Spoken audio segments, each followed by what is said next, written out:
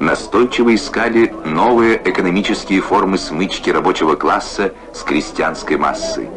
На киргизской ярмарке появились плуг и брана, грабли и веялка. Но НЭП не только укреплял базар, НЭП разрушал патриархально-феодальные отношения киргизского аила.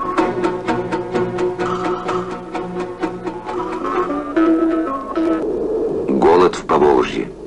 В июле 1921 года Туркбюро получило телеграмму Ленина с просьбой срочно отправить в центр 250 тысяч пудов хлеба. К ноябрю только север Киргизии собрал для голодающих 1 миллион пудов хлеба, скот, деньги.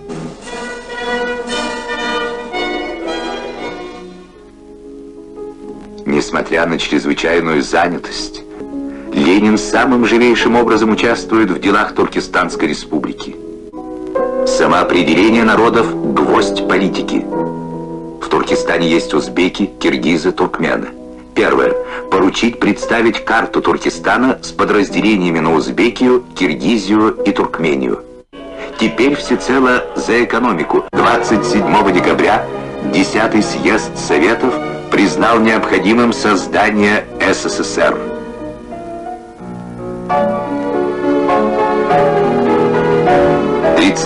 Декабря 1922 года Первый Всесоюзный съезд Советов провозгласил образование Союза Советских Социалистических Республик.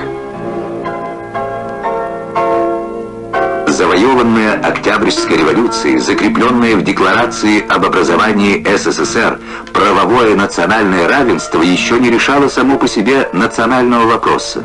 Надо было покончить с исторически сложившимся экономическим неравенством, с пережитками прошлого во всех областях общественной и хозяйственной жизни. Во исполнении выраженной всеобщей воли рабочих и дехканских масс 14 октября 1924 года решением в ЦИК киргизский народ был объединен в Каракиргизскую автономную область в составе РСФСР.